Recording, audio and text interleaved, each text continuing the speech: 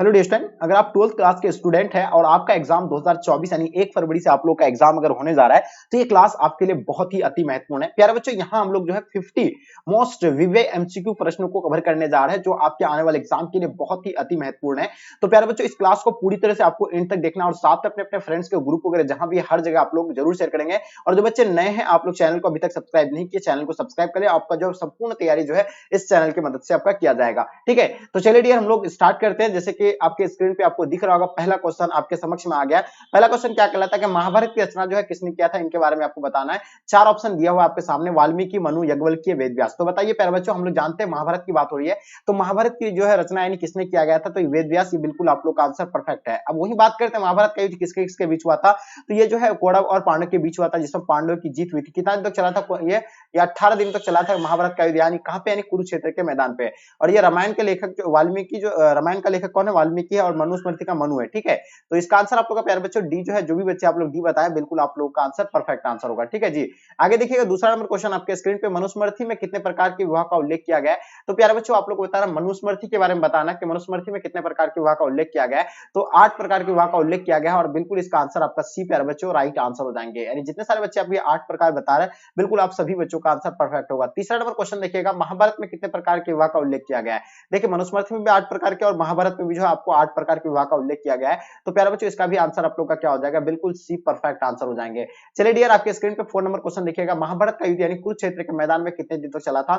मैंने जस्ट आपको ये क्वेश्चन अभी सॉल्व करवाया, तो इसका आंसर आपको डेफिनेटली जो आपको पता होना चाहिए। हम लोग जानते हैं महाभारत का युद्ध जो है कुरुक्षेत्र के मैदान में किसके किसके बीच हुआ था, कौरव और पांडव के बीच हुई थी, जिसमें जो है 18 दिन तक चला था। कितने दिन तक चला था, 18 दिन तक, जिसमें जो है किसकी जीत हुई, पांडव की जीत हुई थी। चलिए क्वेश्चन नंबर 5 देखिएगा, ऋग्वेदिक कालीन लोग किसका पूजा करते थे, विष्णु के, प्रकृति के, लक्ष्मण के या शिव के। तो मैंने कई बार आपको क्लास में बताए थे कि ऋग्वेदिक कालीन लोग जो थे वो प्रकृति के पूजा करते थे, और बिल्कुल इसका आंसर आप लोग का प्यारे बच्चों, आप लोगों का आंसर परफेक्ट आंसर हो जाएंगे। क्वेश्चन देखिएगा, क्वेश्चन नंबर 6 देखिएगा, उत्तर वैदिक काल के अंत तक किसका पूजा होने लगा। यानी देखिए, उत्तर वैदिक काल में जो है तक यानी जो है किसका पूजा होने लगा था, तो बिल्कुल वहां जो यानी कर रहा था, यानी बरहा जो बरहा कर रहे थे विष्णु भी, महेश, ये जो है यानी पूजा होने लगा था, ये तीनों का। बिल्कुल इसका आंसर आप लोग का परफेक्ट आंसर हो जाएंगे। क्वेश्चन नंबर 7 देखिएगा आपके स्क्रीन पे प्यारे बच्चों, सांची स्तूप को संरक्षित रखने में अहम भूमिका कहां थी। देखिए, हम लोग बात करते हैं सांची स्तूप की। अगर प्यारे बच्चों, ये सांची स्तूप कहां पे है, तो एमपी में। एमपी बोले तो मध्य प्रदेश में, और मध्य प्रदेश के कौन सा जिला में, रायसेन जिला में। कहां पे, कौन सा जिला में, रायसेन जिला में। ये आप लोगों को बिल्कुल पता होगा। और ये जो कौन सा यानी एच एच पोल होगा, शाहजहां बेगम भी होगा, सुल्तान जहां बेगम। तो इसका आंसर आप लोग का प्यारे बच्चों ऑप्शन डी जो है बिल्कुल राइट आंसर हो जाएंगे। क्वेश्चन देखिएगा, क्वेश्चन नंबर 8 देखिएगा, सांची मध्य प्रदेश के किस जिले में स्थित है। मैंने जस्ट आपको अभी बताया, तो बिल्कुल ऑब्वियसली इसका आंसर आप लोगों को प्यारे बच्चों पता होगा। तो यहाँ जो सांची मध्य प्रदेश के किस जिले में स्थित है, तो ये रायसेन जिला, अभी जस्ट मैंने आपको बताया। और बिल्कुल जो भी बच्चे आप लोग ऑप्शन बी बता रहे हैं, बिल्कुल आप सभी बच्चों का आंसर परफेक्ट होगा। निम्न में से गौतम बुद्ध के शिष्य जो थे, यानी कौन थे, इनमें से जो आपको गौतम बुद्ध के शिष्य के बारे में बताना है, तो अन्ना एवं उपाली जो है उसके शिष्य थे। उसका कश्यप भी थे, शरीपुत्र एवं गोदलियान ये भी थे। यानी इसका आंसर आप लोग का प्यारे बच्चों उपयुक्त में से सभी आप लोग का आंसर परफेक्ट आंसर होगा। क्वेश्चन नंबर देखिए कि 10 देखिएगा, कुंडल वन जो कश्मीर में जो हुआ था चतुर्थ संगीति, यानी कुंडल वन में जो है कश्मीर में जो हुआ था चतुर्थ बोध संगीति, इस शासक के काल में जो है कौन था उस टाइम, उसका शासनकाल, इसका शासनकाल था अजातशत्रु का, नहीं कनिष्क का, अशोक का, कल अशोक। तो बिल्कुल आप लोगों को पता होगा प्यारे बच्चों, कनिष्क का होगा इसका आंसर। और प्रथम बोध संगीति में जो हुआ था इनका, किसका, अजातशत्रु का हुआ था। ठीक है, उसका द्वितीय में जो आपको पता है कालाशोक का हुआ था, ये भी आप लोगों को पता है। चलिए, उसका तृतीय में अशोक का था, चतुर्थ में आपका जो होगा कनिष्क का। तो इसका आंसर प्यारे बच्चों ऑप्शन आप लोग का बी बिल्कुल राइट आंसर हो जाएंगे। सल्लेखन यानी कैकलेस द्वारा मृत्यु का विधान किस धर्म में, जैन धर्म, बौद्ध धर्म, शिव धर्म, वैष्णव धर्म में। तो प्यारे बच्चों इसका आंसर आप लोग बताइएगा। 11 नंबर क्वेश्चन आपके स्क्रीन पे, तो मैंने आपको कई बार बताया था, सल्लेखन कैलकुलेशन द्वारा मृत्यु का विधान जो है वो जैन धर्म में है। और बिल्कुल इसका आंसर आप लोग का ए प्यारे बच्चों राइट आंसर हो जाएंगे। आयन अकबरी कितने भागों में विभक्त है, तो देखिए सबसे पहले बात करते हैं अकबरनामा। अकबरनामा का लेखक अबुल फजल है, उसका तीसरा भाग ही जो है आयन अकबरी, जिसका लेखक वो भी जो है अबुल फजल ही है। और ये जो 5 भागों में विभक्त है, और बिल्कुल इसका आंसर आप लोग का डी राइट आंसर हो जाएंगे। आयन अकबरी किसने लिखा था, मैंने कई बार आपको बताया था कि आयन अकबरी के लेखक जो है कौन है, अबुल फजल है। तो बिल्कुल इसका आंसर प्यारे बच्चों ऑप्शन आप लोग का सी बिल्कुल राइट आंसर हो जाएंगे। ठीक है जी, चलिए अकबरनामा का लेखक भी कौन हो जाएगा आपका, यानी अबुल फजल ही होगा। चलिए आगे देखिएगा, दिल्ली से दौलताबाद के शासक ने अपनी राजधानी परिवर्तित किया था, तो उसको जो है पागल बादशाह के नाम से जाना जाता था। उसको सब जानते हैं कि दिल्ली से दौलताबाद जो है यानी किसने किया था, तो वो मोहम्मद बिन तुगलक थे। और बिल्कुल इसका आंसर आप लोग का प्यारे बच्चों, आप लोग का आंसर परफेक्ट है। मुमताज एवं शाहजहां की पुत्री का नाम क्या था, बताइए। 15 नंबर क्वेश्चन। देखिए, हम लोग कई बार आपको बताए थे, मुमताज के पुत्री का नाम जो था जहां आरा भी था, रोशन आरा भी था, गोवाड़ा। तो ये सभी जो इसका आंसर आप लोग का बिल्कुल परफेक्ट आंसर हो जाएंगे। हुमायूं का भाई कौन था बताइएगा। 16 नंबर क्वेश्चन आपके स्क्रीन पे। तो मैंने आपको कई बार बताया था, तो हुमायूं का भाई की अगर बात किया जाए तो कामरान भी होगा, अस्करी भी होगा, हिंदाल। तो ये सभी उपयुक्त में से सभी इसका आंसर आप लोग का बिल्कुल राइट आंसर हो जाएंगे। मुगलकालीन चित्रकला किसके काल में चरम शिखर पर पहुंचा था बताइए प्यारे बच्चों। ये बिल्कुल डेफिनेटली आप लोग को पता होना चाहिए। 17 नंबर क्वेश्चन का आपको बताना है। तो देखिए मुगलकालीन चित्रकला किसके काल में जो है चरम शिखर पर पहुंची थी, तो ये जहांगीर के काल में, और बिल्कुल इसका आंसर आप लोग का प्यारे बच्चों सी राइट आंसर हो जाएंगे। रजमनामा के नाम से किस ग्रंथ का फारसी अनुवाद किया गया था, तो देखिए रजमनामा के बारे में मैंने कई बार बताया था। रजमनामा के नाम से जो है ये जो है महाभारत का किया गया था, और बिल्कुल इसका आंसर आप लोग का महाभारत प्यारे बच्चों आप लोग का आंसर परफेक्ट आंसर हो जाएगा। ठीक है, चलिए आगे देखिएगा आपके स्क्रीन पे, गुलबदन बेगम ने किसके आग्रह पर हुमायूंनामा लिखा था। सबसे पहले आपको एक सवाल यहाँ से ये पूछा जाता है कि हुमायूंनामा के लेखक कौन है, तो देखिए इसका जो लेखक है गुलबदन बेगम होगा। कौन हो जाएगा, गुलबदन बेगम हो जाएगा। ये बिल्कुल याद रखना है आपको, ठीक है, ये बिल्कुल सभी बच्चों को पता ही होगा। अब बात करते हैं किसका अगर बात किया जाए, तो ये जो है कितने गुलबदन बेगम ने किसके आग्रह पर लिखा था, तो अकबर के आग्रह पर लिखा था, और बिल्कुल इसका आंसर आप लोग का ए प्यारे बच्चों राइट आंसर हो जाएंगे। क्वेश्चन देखिएगा आपके स्क्रीन पे, बादशाहनामा किसने लिखा था। 20 नंबर क्वेश्चन, काफी इंपॉर्टेंट क्वेश्चन है, और ऑब्वियसली इसका आंसर आप लोग को पता होगा। चलिए बताइए इसका आंसर क्या हो जाएगा। बादशाहनामा के लेखक जो होगा प्यारे बच्चों कौन होगा, तो बिल्कुल आपको पता होगा अब्दुल हमीद लाहौरी जो है, बिल्कुल इसका आंसर आपका सी राइट आंसर हो जाएंगे। यस्सा राजकीय नियम किसने लागू किया था बताइएगा। देखिए यस्सा राजकीय नियम के बारे में कई बार आपको बताया था। यस्सा राजकीय नियम जो है चंकेज खान ने लगाया था, और बिल्कुल इसका आंसर आप लोग जो भी बच्चे आप लोग भी बताए बिल्कुल सही है। हुमायूंनामा का अंग्रेजी अनुवाद जो है किसने किया था। देखिए हुमायूंनामा का जो लेखक है कौन है, गुलबदन बेगम है। इसका अंग्रेजी अनुवाद जो किया था वो किसका नाम था, हेनरी बेवरेज थे, और बिल्कुल इसका आंसर आप लोग का राइट आंसर हो जाएंगे। किस विदेशी यात्री ने अपना यात्रा वृत्तांत 3 समुद्र की यात्रा कर लिखकर जो भारत और रूस के मैत्री कहानी आधार तैयार किया था, तो वो जो थे अपनासी निकेतन थे, और बिल्कुल इसका प्यारे बच्चों अपनासी निकेतन जो है बिल्कुल परफेक्ट आंसर हो जाएगा। रूस में भारत विद्या का जनक जो है किसे कहा जाता है प्यारे बच्चों, फादर ऑफ रशियन इंडोलॉजी जो है किसे कहा जाता है, निकोलो कॉन्टी, अपनासी निकेतन, जीएस लिविदेव या डेमोंगस पीस।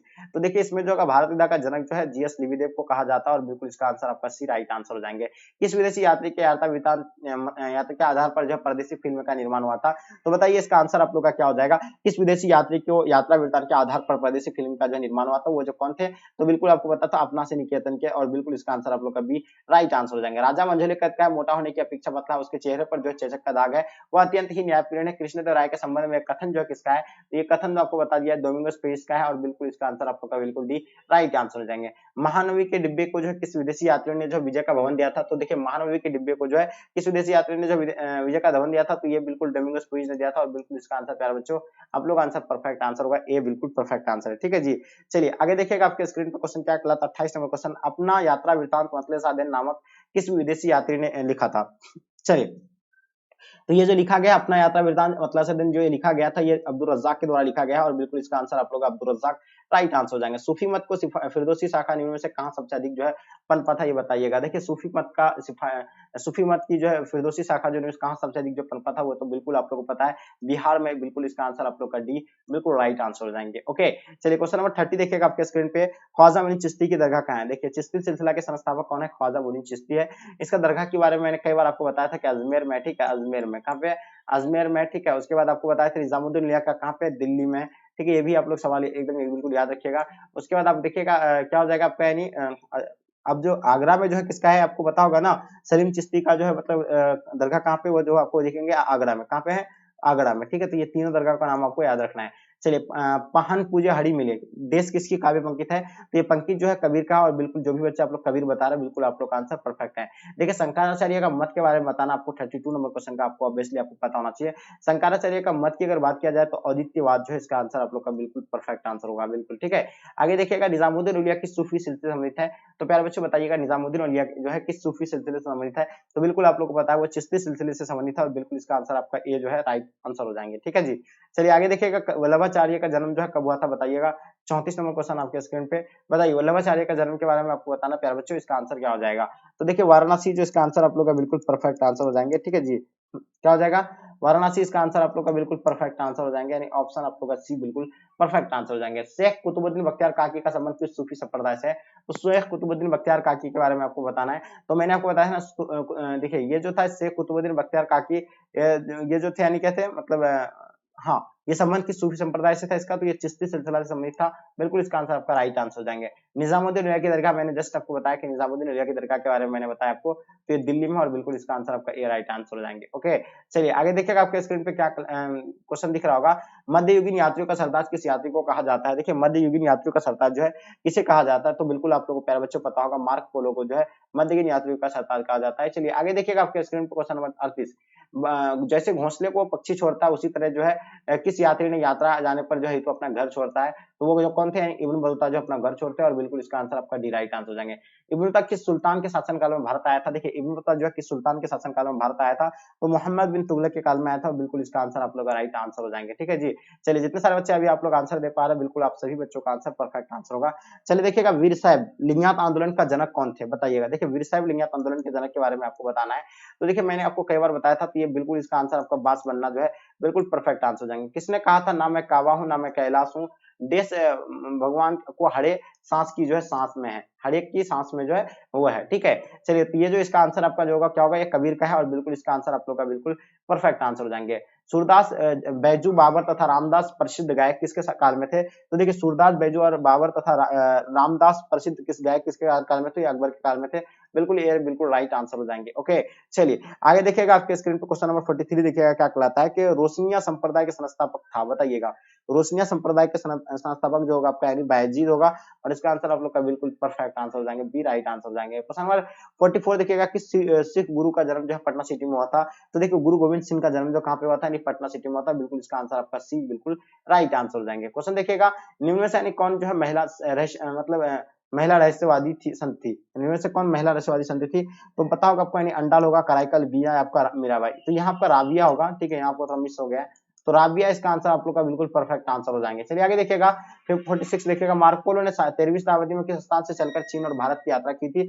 तो प्यारे बच्चों इसका बारे में आपको बताना है, तो ये जो किया था यानी कहाँ से, वेनस से यात्रा करके जो है किया था, और बिल्कुल इसका आंसर आपका ए राइट आंसर हो जाएंगे। ठीक है, चलिए क्वेश्चन देखिएगा 47 देखिएगा, किस यात्री ने कश्मीर को पृथ्वी पर औतुल्य बताया, यानी किसने जो है कश्मीर को यानी औतुल्य बताया? तो चार ऑप्शन बताओ, अल्बेरुनी है, बर्नियर है, इब्न बत्तूता, ट्रेवेलर। तो बिल्कुल आपको बताया बर्नियर जो है क्या बताए थे, यानी औतुल्य बताए थे। ठीक है, चलिए तो इसका आंसर जो भी बच्चे आप लोग दिए, बिल्कुल आप लोग का आंसर परफेक्ट है। क्वेश्चन देखिएगा, घुमक्कर शास्त्र नामक पुस्तक के लेखक कौन थे?